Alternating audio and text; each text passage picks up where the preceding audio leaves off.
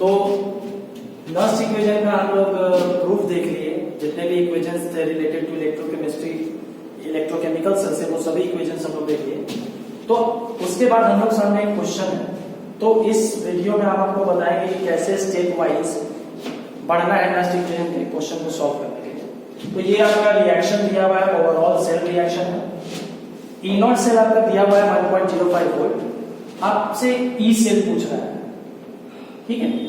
तो अब ये तो डेफिनेट हो गया, ई सेल पूछ रहा है, तो यानी हम नर्स इक्वेशन को अप्लाई करेंगे, ठीक है। लेकिन उसके पहले हमारे सामने बहुत सारा चैलेंजिंग टास्क है। वो क्या क्या है, आप सबसे पहले क्या कीजिए, आप दिमाग लगाइए एन को कैलकुलेट करें। सबसे पहले एन कैसे, तो देखिए इक्वेशन देखिए, निकल सॉलिड Na+2 में जा रहा है, तो यहां पर कोई चार्ज नहीं है, यानी इसका ऑक्सीडेशन स्टेट 0 है।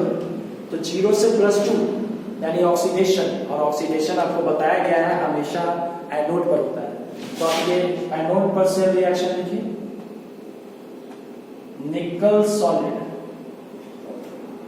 आपका Na+2 एक्वस में गया है, 2 इलेक्ट्रॉन हम लोग देंगे। ऑक्सीडेशन जब भी होता है, चार्ज जब भी बढ़ता है, यहाँ पे 0 ऑक्सीडेशन स्टेट है, चार्ज जब भी बढ़ेगा तो हम लोग राइट साइड उतना इलेक्ट्रॉन जितना का चेंज हुआ उतना इलेक्ट्रॉन राइट साइड ऐड करते हैं। और यहाँ देखिए इस चीज को ध्यान देना है, ओवरऑल सेल रिएक्शन में आपको कोएफिशिएंट दिया हुआ है 2, तो आपको यहाँ पर ये बैलेंस के दौरान ये नहीं लिखना है, चेंज क्या हो रहा है ये देखना है। Ag प्लस जा रहा है Ag में, ना कि ट्वाइस Ag प्लस जा रहा है ट्वाइस Ag में, वो तो बैलेंस करने के बाद आया। तो कैथोड पर रिएक्शन क्या होगा, रिडक्शन हो रहा है, Ag+1 Ag 0 में जा रहा है, तो Ag+ जो है एक्वस, रिडक्शन मतलब गेन ऑफ इलेक्ट्रॉन्स, एक इलेक्ट्रॉन गेन करके Ag सॉलिड में गया, ठीक है। ये दोनों रिएक्शन है। अब देखिए, अब आप ओवरऑल सेल रिएक्शन जब लिखिएगा तो यही आपको हम सिखा रहे थे कि इलेक्ट्रॉन को काटना पड़ता है ओवरऑल सेल रिएक्शन जब लिखते हैं तो ये आपका इलेक्ट्रॉन 1 है, यहाँ 2 है, तो इस पूरे रिएक्शन को आपको कितना से मल्टीप्लाई करना पड़ेगा, 2 से। जब आप 2 से मल्टीप्लाई कीजिएगा ना तो जोड़ के आपको ये सेल रिएक्शन आ जाएगा, यानी अब 2 इलेक्ट्रॉन जो कटा वही हो गया आपका n। यानी नेक्स्ट इक्वेशन में मेरे पास एक पहला चैलेंजिंग टास्क है कैलकुलेशन ऑफ n मेरे पास आ गया कितना 2। सेकेंड काम है मेरा कैलकुलेशन ऑफ QC। अब देखिए QC का क्या काम है, हम लोग नेक्स्ट इक्वेशन लिख लेते हैं। नेक्स्ट इक्वेशन लिखेंगे, E cell is equals to E not cell -0.059 by n log base 10 QC। अब देखिए E नॉट सेल दिया हुआ है, n हम लोग 2 निकाल लिए, काम है अब मेरा QC का। अब QC कैसे निकालेंगे, तो देखिए क्वेश्चन में अब यहाँ पे QC का मेन रोल क्या है, QC बराबर होता है प्रोडक्ट का कंसंट्रेशन बाय रिएक्टेंट का कंसंट्रेशन, P/R। जो कोएफिशिएंट है वो मात्रा का देखेंगे। अब यहाँ पर आपको इंपॉर्टेंटली क्या ध्यान देना है, कोई भी सेल रिएक्शन होगा तो उसमें प्रोडक्ट और रिएक्टेंट का कंसंट्रेशन सिर्फ उसी का दिया हुआ रहेगा जो कि एक्वस में हो। प्योर सॉलिड और प्योर लिक्विड का कंसंट्रेशन नहीं दिया हुआ रहता है, क्योंकि वो हमेशा 1 होता है। प्योर सॉलिड और प्योर लिक्विड का कंसंट्रेशन चेंज नहीं होता है, वो कितना होता है हमेशा 1। तो अगर आप इस सेल रिएक्शन का QC निकालिएगा तो देखिए ध्यान दीजिएगा, प्रोडक्ट में देखना है एक्वस में कौन है, तो एक्वस में Na+2 है, यानी इसको हम कंसीडर नहीं करेंगे। यहाँ हम प्रोडक्ट में एक्वस देखेंगे और रिएक्टेंट में भी एक्वस देखेंगे, तो Na+2 है, Na+2। इसके आगे जो कोएफिशिएंट है वो 1 है, इसीलिए हम पावर में कुछ नहीं लिए। ये नहीं कि चार्ज को आप कोएफिशिएंट ले लीजिएगा, स्क्वायर कर लीजिएगा। जो कोएफिशिएंट का मतलब होता है उसके आगे, तो आगे 1 है, इसीलिए यहाँ पर 1 है बाय। इसको क्यों नहीं लिया हम प्रोडक्ट में, क्योंकि ये क्या है सॉलिड, और प्योर सॉलिड का कंसंट्रेशन 1 होता है बाय। रिएक्टेंट में जब आइएगा तो निकल देखिए फिर सॉलिड में, तो इसको कंसीडर नहीं करना है, इसको कंसीडर करना है। तो आप देखिए ध्यान दीजिएगा, ये Ag+ है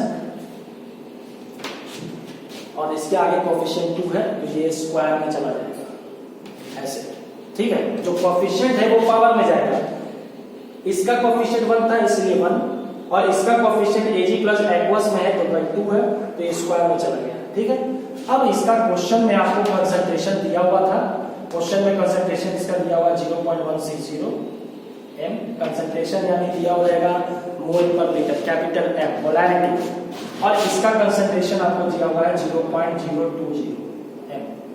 ठीक है, तो Ag प्लस का कंसंट्रेशन दिया हुआ 0.020, इसका आपको स्क्वायर करना पड़ेगा। ठीक है, ये आप स्क्वायर कर दीजिएगा। ठीक है, तो अब आपके सामने जो आ गया डाटा, वो डाटा ये आ गया कि यानी आपको इसको कैलकुलेट करना है 0.60 बाई 0.020 का स्क्वायर, इसको आप कैलकुलेट कर लीजिए। इसको कैलकुलेट कर लीजिए फ्रैक्शन में, सिंपलेस्ट फ्रैक्शन ले आते हैं, 160 बाई 1000 लिख देते हैं, इसको 160 बाई 1000, और 3 जीरो है, 3 का स्क्वायर 6 होगा, तो 6 को ऊपर चला जाएगा 10 का पावर 6, और 2 दूनी 4, 3 होगा, देख लीजिए, तो कितना आ गया मेरा। ऐसे इसको हम क्या लिख सकते हैं, 020 को क्या लिख सकते हैं, 20 बाई 100, 20 बाई 1000 इंटू 20 बाई 1000, यही नहीं लिख सकते हैं।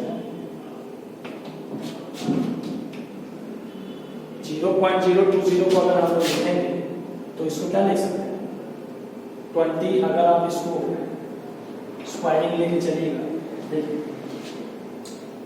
160 बाई 1000, इसको लिख दिए, और इसको आप स्क्वायर करें 0.020 को क्या लिख सकते हैं, जैसे कि आप देखिए 0.02, अगर ऐसे, ठीक है 020 लिखा हुआ, तो इसका मतलब क्या हुआ, 20/1000 हो गया, तब ना आपका ये आया 0.02।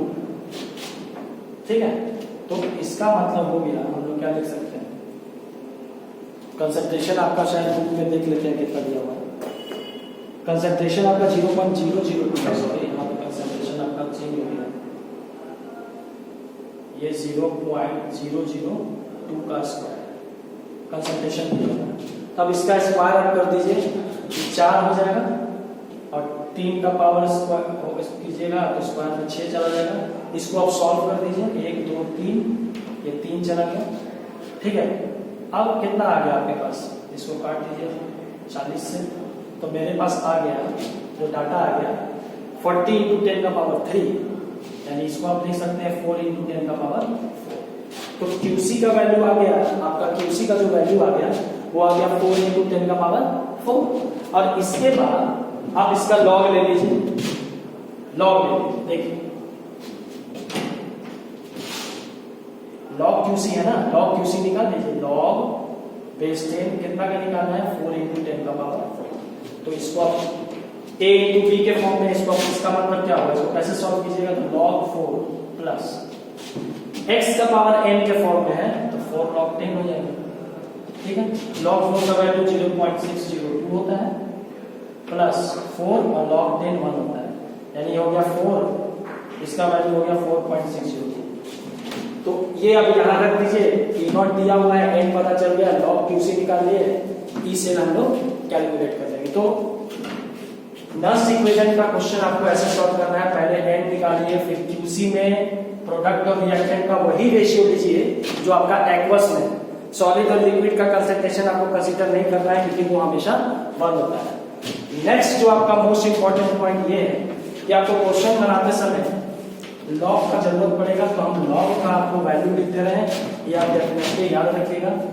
log 1 आपका 0 होता है, 2 बेस 10 का वैल्यू लिख रहे हैं 0.301, 3 का आपका 0.477, 4 का वैल्यू 0.602, 5 का 0.699, 6 का आपको 0.778, 7 का आपका वैल्यू 0.854, 8 का वैल्यू 0.903, 9 का वैल्यू 0.954, और 10 का वैल्यू 1।